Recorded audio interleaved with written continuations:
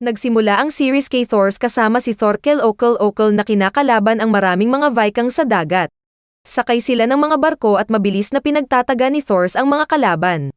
Pagkatapos nilang sanggahin ang mga palaso, ay mabilis na tumakbo si Thors at nagpatalon-talon sa mga barko at pinatay ang mas marami pang warriors. May sinaksak siyang bago namatay ay sinabi ang pangalan ng asawa. Umalag ang bangka na nabangga saka inatake siya ng isang idol si Shanks at nahulog sila sa tubig. Pero sinaksak niya ito na nalunod. Tinapon ni Thors ang espada saka mabilis na lumangoy patungo sa tabing dagat, dahil bigla siyang nakaramdam na gusto niyang tumae, ay sawa sa laban. Kalaunan ay pinakita ang batang bida na ginagawa ang trabaho sa bahay, tulad ng pagpapagatas sa baka. Isang ulirang bata na hindi yata makikita sa mga nanonood ngayon na marunong lang sa computer. Gustong-gusto ni Thorfinn na magpauto sa imbentong kwento ng scammer nitong Tito Leif. Ngunit hindi naniniwala ang ibang bata kaya hindi nakapangbudol ang matanda. Kahit na sinasabi nitong nakaibigan niya ang mga matatapang na Indian warriors. Pagdating ni Thors ay nakita niya ang anak, kasama ng iba pang mga bata na ginigisa ang budol-budol na matanda. Kaya nagpatulong ito kay Thors at sinabi ni Thors na oras na para umuwi, at nag-uwian ang mga bata. Problema nila ang nagyayelong weather sa Greenland, na kasing lamig ng gabi nang walang jowa. Buti pa si Thorfinn, paggising niya ay naalimpungatan siya dahil sa malakas na muscle control ng babaeng katabi niya. Kinabukasan ay naglilinis ng bubong sina Thors at Ylva nang mahulog ang babae. Hindi nasaktan ang babae, pero nakakita siya ng lalaking namatay dahil sa paglalaro ng, "Do you want to be a snowman?" Nakita nila ang lalaking patay na may kadena sa leeg. Agad nilang binuhat ang lalaki sa loob ng bahay at agad na pinainitan saka sinubukang mag-pump. Nagkwento si Leif kay Thorfinn na minsan na silang kinupkop ng isang bully na nagsabing siya ang hari ng Norway. Kaya umalis sila para mamuhay sa Iceland. Hindi naniwala ang bata at sinabing hindi duwag ang kanyang mga magulang. Saka ito mabilis na umuwi para magsumbong. Nakita niya ang ama na pinapump ang lalaki na biglang nabuhay. Sinabi ng lalaki na nagmula siya sa isang lugar na mas malayo at tumakas dahil isa siyang alipin. Samantala sa tabing dagat ay nagkakagulo ang mga tao dahil dumating si Halfdan. Isang singkit na mahilig sa chicks at hinahanap nito ang aliping lalaki na tumakas. May hawak itong kadena sabay sabi sa mga nakikinig na gamit niya itong pang 50 Shades of Grey. Galit si Ari na nilabas ang espada saka pinapaalis si Halfdan. Ngunit matapang daw ang isang extra na nakikipagsagutan. Ilalabas sana nito ang espada pero bigla siyang pinigilan ni Halfdan. Saka pinalo ang ulo at binalatan gamit ang kadena. Nagtanong si Halfdan kung sino ang makakapagturo sa nakatakas nitong alalay. Kaya habang kinakausap ni Thors ang alipin na naghahalucinate ay biglang pumasok si Halfdan kasama ng mga kawal. Nagpapaliwanag si Ylva na hindi nila nais kunin ang alipin, pero sinabi ni Thors na bibilhin niya ito ng 4 na tupa. Nais sanang iuwi ni Halfdan ang alipin para patayin ng latigo. Pero sa huli ay pumayag din siya sa 8 tupa kapalit ng alipin. Saka umalis si Halfdan. Kaso ay namatay din ang alipin kaya napaiyak si Ylva dahil walang silbi ang sakripisyo nila.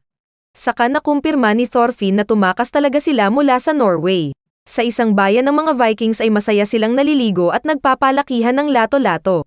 Pero nag-surprise attack ang mga Englishman at tinusok ang isa. Saka din nila pinagpapatay ang iba. May mga change oil din na nakapaligo na. Saka sinabi ng boss na patayin lahat dahil ito ang utos ng hari nila. Samantala kina Thorfinn ay naglalaro sila ng tunay na ML. Kunwari nasa battlefield sila at nagtatagaan gamit ng espadang kahoy. Pero agad na nabiktima ang bida kasama ng kaibigan nitong talunan. Dumating si Leif at nalaman ni Thorfinn na maglalayag daw ito patungo sa Norway para kumuha ng kakailanganin nitong alak. Pero bigla siyang nagseryoso nang makakita ng paparating na warship kaya inutusan si Thorfinn na magsumbong sa ama. Mabilis na hinanap ni Thorfinn ang ama at sinabi ang nakita. Kaya mabilis na nagpunta ng tabing dagat si Thors at nakita ang maraming Viking warriors. Binati niya ang mga ito na agad sumaludo kay Thors. Dating magkasama ang boss ng mga Vikings na si Floki at Thors kaya nagpaalam si Floki na lumapag sila. Kalaunan ay sinabi ni Floki na biglaan silang inatake ng mga Englishman at pinatay ang mga Vikings kasama na ang mga bata at babae. Ngunit kasamang namatay doon ang isang royal blood na kamag-anak ng kanilang hari. Kaya nagkaroon ito ng rason para tipunin ang mga mandirigma para labanan ang mga Englishmen. Sumagot si Thors na wala siyang pakialam sa labanan na iyon dahil nasa dulo naman na siya ng mundo. Pero pinaliwanag ni Floki na hindi pwedeng umatras si Thors lalo na at tinakbuhan niya ang nauna nilang laban noon. Sinabi rin ni Floki na kapag hindi papayag si Thors ay mapipilitan itong gawin ang utos ng boss nila. Kaya sa huli ay walang nagawa si Thors kundi pumayag dahil iniisip niya ang kaligtasan ng mga tao. Nagmarcha ang mga Jomsviking at muling sumakay sa barko. Saka sinabi ni Floki na bibigyan nila ng isang warship sina Thors at kung sino ang matapang ay samahan sila sa digmaan, saka din nagpaalam. Kaya naging masaya ang mga bugok na tao dahil makikipagdigma sila. Pero sa bahay ay nasabi ni Thors ang madilim nitong nakaraan na para siyang aso na pumapatay ng tao para lang sa kakapiranggat na piraso ng buto. Ngunit isang araw ay bigla na lang niyang naramdaman na ayaw na niyang pumatay at mamatay kaya siya tumakas. Ngunit dahil nahanapan siya ng mga Vikings ay kailangan niya silang samahan sa laban dahil kung hindi, ay papatayin nila ang mga tao sa bayan. Naghanda ang mga tao ng barkong pandigma at maging si Leif ay hindi rin umalis dahil sa pakiusap ni Thors. Naging brutal naman si Thorfinn na nakikipaglaro ng espadahang kahoy at pinagpapalo ang mga kalaro kahit natalo na sana siya. Ginagamot ni Thors ang isang nasaktan na bata nang sabihin ng mga ito na kagagawan ito ni Thorfinn kaya nagsorry ang ama. Saka nakita ni Thorfinn ang armas ng mga lalaking excited na pupunta sa digmaan, kaya tinapon niya ang espadang kahoy para kumuha ng tunay na armas. Nakita niya ang isang ball at binuksan ito, at na-amaze siya sa armor at espadang naroon. Ngunit dumating ang ama at nasugat ang kamay sa espada. Sinabi ni Thorfinn na nais niyang patayin ang mga kalaban at masamang tao na tulad ni Halfdan. Pero sinabi ni Thors na wala siyang kalaban at wala ni isa mang tao ang nararapat na mamatay o masaktan. Pero sumagot si Thorfinn na kaya aalis ang tatay dahil pupunta ito at papatay ng mga kalaban. Saka tumakbo na nagmamaktol na parang hindi na pagbigyan maglaro ng cellphone. Kaya nasabi na lang ni Thors sa asawa na bantayan ang anak. Samantala ay ipinakita si Padre Damaso na ginagawang dartboard ang makinis nitong Poltak. Naroon din ang mga tao ni Floki na seryosong nagbabantay, dahil kausap pala ng boss nila si Askeladd. Sinabi ni Floki na babayaran niya si Askeladd ng 500 na gold coins basta mapatay nila si Thors. Wala daw kasing takas ang sinumang deserter ng laban para sa mga Vikings kahit gaano pa ito katagal. Humingi ng dagdag 500 gold coins si Askeladd at aangal sana si Floki.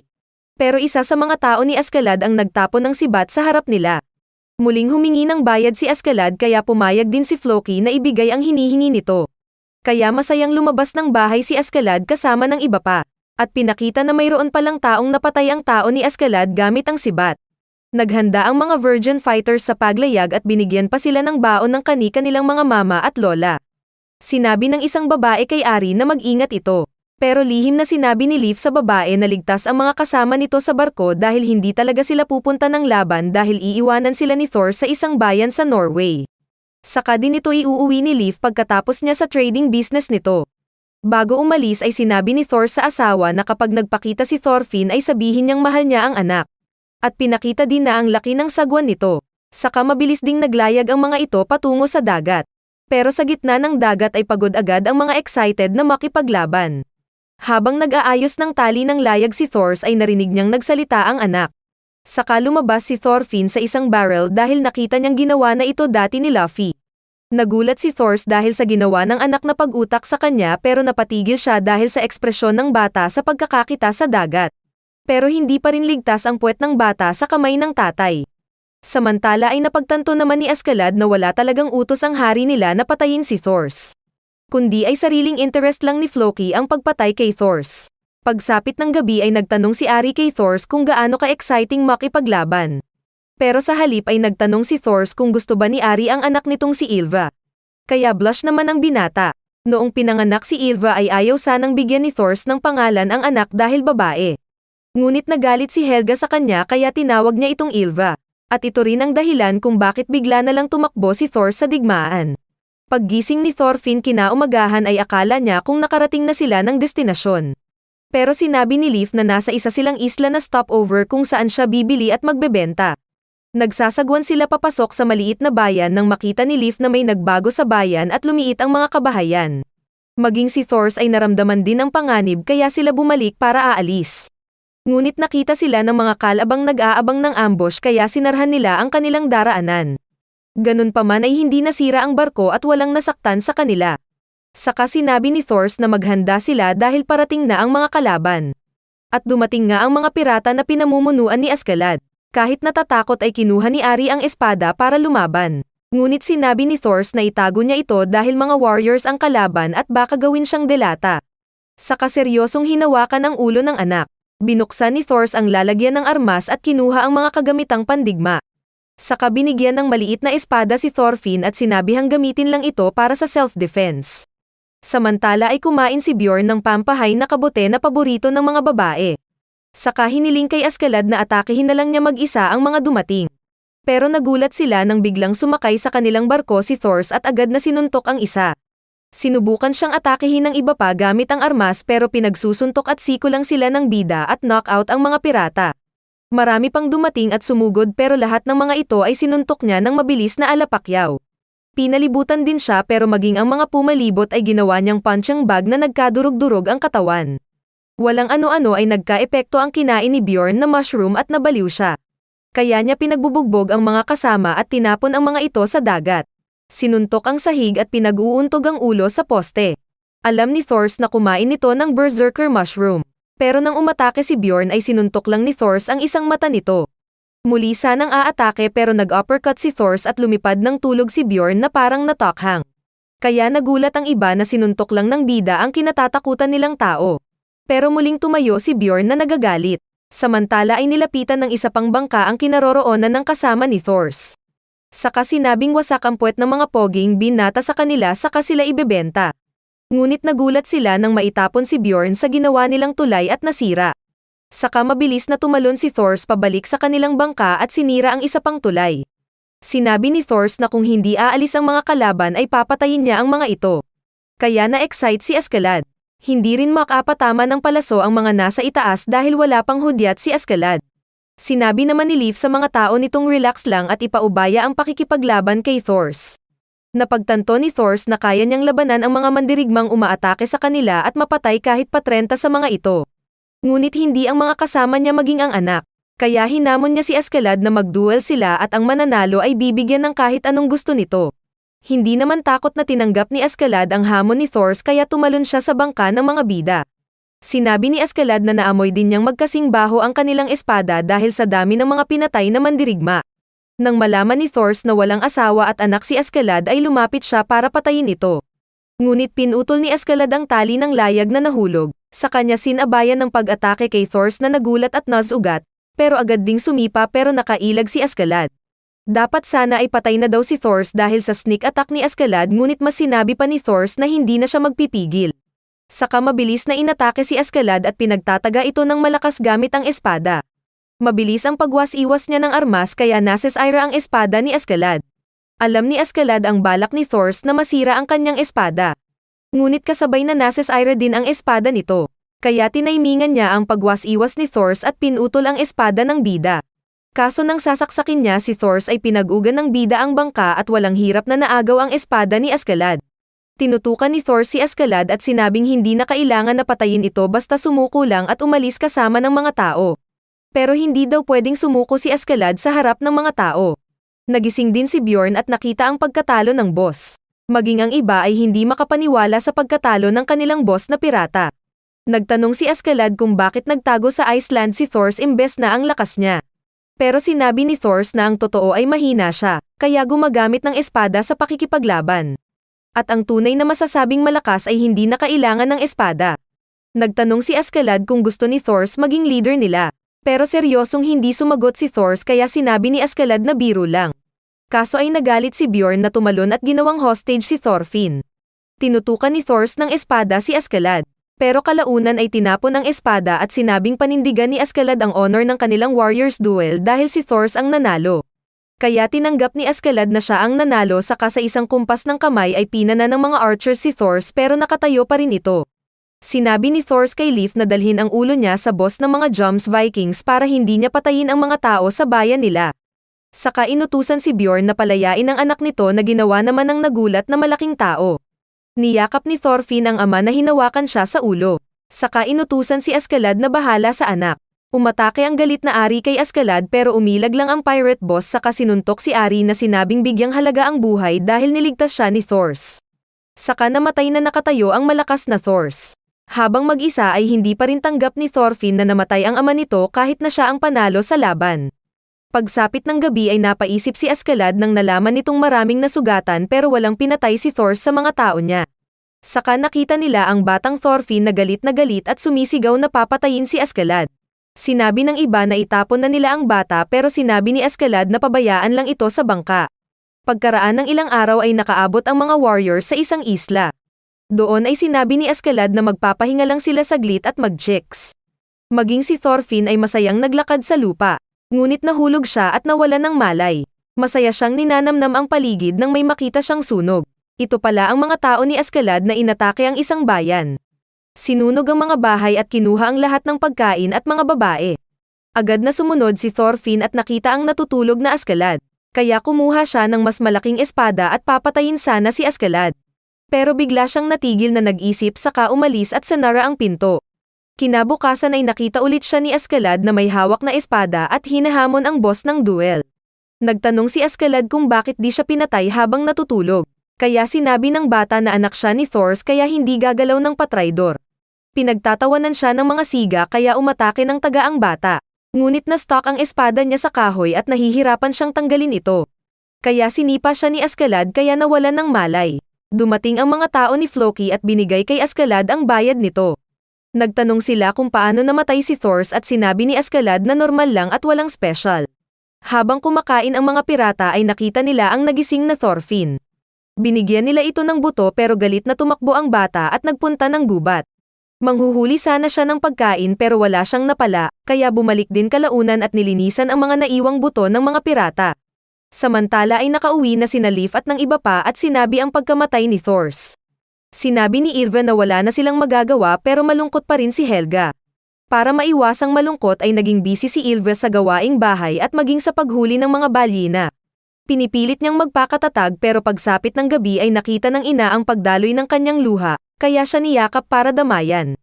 Samantala ay nagsasanay si Thorfinn ng espada habang iniisip na patayin si Askeladd. Kinabukasan ay nakita siya ni Bjorn na kumukuha ng kabute. Galit na umatake ang bata pero tinapon lang siya sa gilid sa kainiwan. Pagsapit ng gabi habang kumakain ng buto ang bida ay inatake siya ng isang coyote. Naalala niya ang sabi ng ama na paggamit ng espada. Kinuha niya ang mas maliit at sinaksak ang muling umatake na aw-aw. Kinabukasan ay aksidente niyang naitapon ang espada na tumama sa kahoy. Kaya pinag-aralan niya kung paano mag-dart at sa unang pagkakataon ay nakahuli siya ng rabbit na kanyang kinain. Sa araw ng pag-alis ng mga pirata na tao ni Askeladd ay formal na hinamon ni Thorfinn ang boss sa isang duel. At napilitan si Askeladd na tanggapin ang hamon. Umatake ng espada si Thorfinn pero madali lang siyang inilagan ni Askeladd. Saka siya sinipa-sipa ng ilang beses kaya parang nawawala ang hininga ng bata. Nakatingin sa iba si Askeladd nang tinapon ni Thorfinn ang espada pero nasangga ito ng matanda. Ibinalik ni Askeladd ang espada kay Thorfinn at sinabing maging matagumpay muna itong mandirigma sa kanya ito muling lalabanan ng duel. Kaya sinabi ni Thorfinn na magiging malakas siya sa kapapatayin si Askeladd. Kalaunan sa dagat ay naliligo ang mga pirata, at kasama pa rin pala nila si Thorfinn na malalim ang iniisip. Pagdating nila sa isa pang lugar ay nakita nila ang nagkalat na mga bangkay ng mga naglaban na Englishman at Vikings. Kaya amoy nakakasulasok ang naroon na ikinasukan ni Thorfinn. Habang busy sa pagkain ng karne ang mga warriors ay busy naman sa pagkain ng dumi ang bida. Nag-uusap naman sa isang tabi sina Askeladd at ng ilang sundalo ng Danes. Na-close ni Askeladd ang deal na tutulong siya sa mga ito kapalit ng 5 pounds ng ginto, at pagkain at mga babae. Ayos na sana pero biglang may puman na sa kausap nila, at maging sila ay pinaulanan ng palaso. Nasunog ang kanilang kampo pero matapang pa rin silang umatake at pinagtataga ang mga kalaban. Nakita ni Thorfinn ang labanan, saka bigla siyang nilapitan ng isang kalaban. Tumakbo siyang umiiyak pero nahuli siya at muntik ma-rape. Pero niligtas siya ni Askeladd at sinabing ang mahina sa battlefield ang unang namamatay. May umatake pang kalaban sa kanya pero nagawa niya itong masaksak ng 2 beses sa tiyan. Saka ito pinagsasaksak kaya naging war freak ang bata. Sa paglipas ng araw ay naging kasama ng mga pirata si Thorfinn at marami na siyang napapatay na mga mandirigma sa battlefield. Medyo lumaki na rin siya at niligtas din niya minsan ang buhay ni Askeladd. Sa iba pang laban ay pinag-isahan siya ng 2 sundalo at nahuli siya at sinakal patamba sa lupa. Pero kinuha niya ang armas ng kalaban at sinaksak ang ulo nito. Saka din pinatay ang isa pa kaya mayroon na siyang 2 panday. Pagsapit ng gabi ay pinahabol siya ng mga Dane soldiers sa alaga nilang aso. Pero ang mga ito ang umatungal na nasaktan. Sa isang ilog ay katatapos maglaban ng isang mag-ina nang makita nila ang walang malay na Thorfinn na nakasampay sa malaking kahoy. Paggising ng bida ay nalaman niyang tinulungan siya ng mag-ina. Saka tinawag siyang kumain ng masarap na tinapay na agad din niyang kinagat-kagat at sabay higop ng sabaw. Biglang nangati ang batang babae. Lalo na nang makita niya si Thorfinn na maraming kuto sa ulo. Kaya ito nilinisan ng matandang babae sa labas ng bahay gamit ang pangtanggal kuto. May dumating na kabayo na sakay ang isang Danish soldier. Sinabi nitong isang batang pirata ang pumatay sa dalawang kawal nila, at pinaghinalaan si Thorfinn na nakaupo doon. Pero sinabi ng babae na anak niya ito.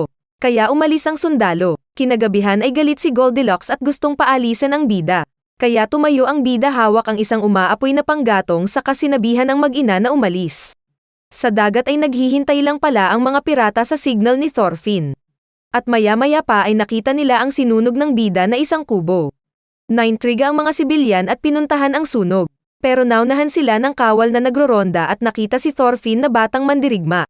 Pagdating ng mga tao ay nakita nila si Thorfinn na nilalabanan ang kawal. Nang atakehin ng kawal ang bata ay para itong tiyanak na tumalon at sinaksak ang kalaban. Saka sinabihan ang napapaiyak na babae na umalis na bago pa dumating ang mga rapist na pirata. Pagdating ng mga pirata ay pinagpapatay nila ang maabutan. Nakikita pa rin ni Thorfinn ang babae at naalala ang ina at kapatid na babae. Saka naglaho ang matanda at napabuntong hininga si Thorfinn na muling sinamahan ang mga kasama. Pagkaraan ng panahon ay dumating ang snow. Kaya maging ang hari ng England ay pinatigil ang mga tao nito sa pag-atake dahil next summer daw sila muli aatake. Kaya maging ang mga hired army ni Askeladd ay kinailangan na maghanap ng ibang trabaho. Nagtanong ang mga tao at sinabi ni Askeladd na gayahin nila ang mga ibon na palipat-lipat sa mayroong pagkain.